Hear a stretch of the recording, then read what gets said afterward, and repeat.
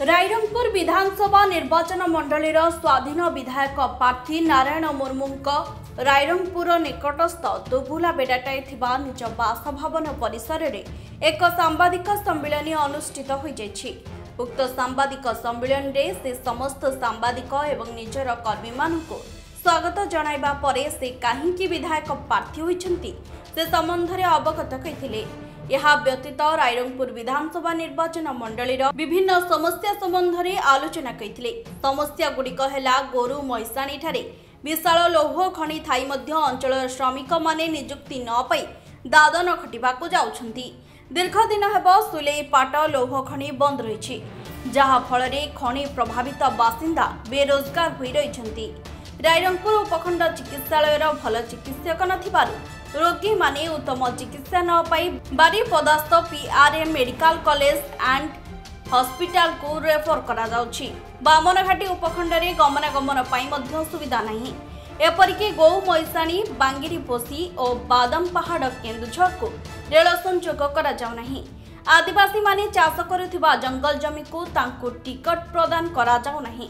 आदिवासी ग्राम थिबा माझी बाबूंक स्वीकृति दिया जाउ। रायरंगपुर कॉलेज रे पीजी खोला जाउ नहीं जा फल बामनघाटी उपखंडर बहु मेधावी छात्र छात्री उच्च शिक्षारू वंचित होउछन्ति। रायरंगपुर मेडिकल कॉलेज स्थापित करा जाउ। चाषी मानक निमंते समस्त सुविधा प्रदान करा जाउ नहीं। सेपरि उपखंडर विभिन्न समस्या गुड़िकर समाधान करिवे बोली से सूचना दैछन्ति। यह व्यतीत दिसम गुरु शिव सोरेन दल जेएमएम दल वर्तमान दुर्नीति रे गति करुछि। कहीं ओडिशा राज्य प्रदेश राज्य साधारण संपादक देवराज नाग जने कुख्यात अपराधी से केमिति दल को आग को नेबे से नहीं प्रश्न कइछन्ति।